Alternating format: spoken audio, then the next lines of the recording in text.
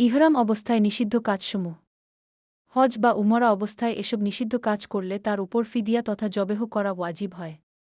অথবা মিসকিনদের খাদ্য দান করতে হবে। অথবা শাওম পালন করবে। হজ অথবা উমরার ইহরাম বাঁধলে নিম্নোক্ত কাজসমূহ নারী পুরুষ উভয়ের জন্য করা হারাম। ১. শরীরের যেকোনো অঙ্গ থেকে চুল মুন্ডানো, কাটা অথবা উপরে ফেলা। ২. হাত ও পায়ের নখ কাটা।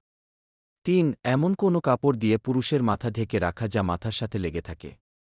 নারীদের চেহারা ঢেকে রাখা, তবে ভিন পুরুষ থাকলে ঢেকে রাখবে।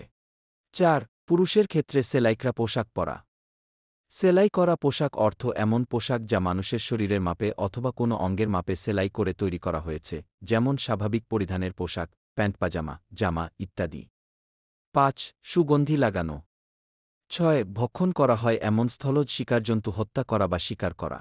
৭. বিবাহ করা। ৮. সহবাস করা। প্রথম তাহাল্লুল হওয়ার আগে ১ মাথা মুন্ডানো বা চুল ছোট করার পূর্বে সহবাস করলে স্বামী-স্ত্রী উভয়ের হজ বাতিল হয়ে যাবে। তাকে বাতিল হওয়া সত্ত্বেও তাকে বুদনা তথা পূর্ণ একটি উদ্যম হিসেবে দিতে হবে, হজের বাকি কাজ পূর্ণ করতে হবে এবং পরের বছর আবার হজ করতে হবে। আর প্রথম তাহাল্লুল ১ মাথা মুন্ডানো বা চুল ছোট করার পরে সহবাস হলে তার হজ বাতিল হবে না, তবে তাকে ছাগল দম হিসেবে জবাই করতে হবে।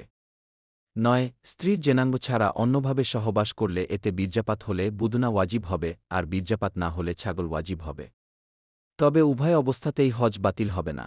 ইহরাম অবস্থায় নিষিদ্ধ কাজের বিধানের ক্ষেত্রে মহিলারা পুরুষের মতোই, তবে সেলাইকৃত কাপড় পরিধান করার ব্যাপারে আলাদা। তারা ইচ্ছামতো সেলাইকৃত জামাকাপড় পরতে পারবে, তবে তা অশ্লীল হতে পারবে না। তারা মাথা ঢেকে রাখবে এবং চেহারা খোলা রাখবে, তবে গায়রে মুহরিম তথা পরপুরুষ থাকলে চেহারাও ঢেকে রাখবে।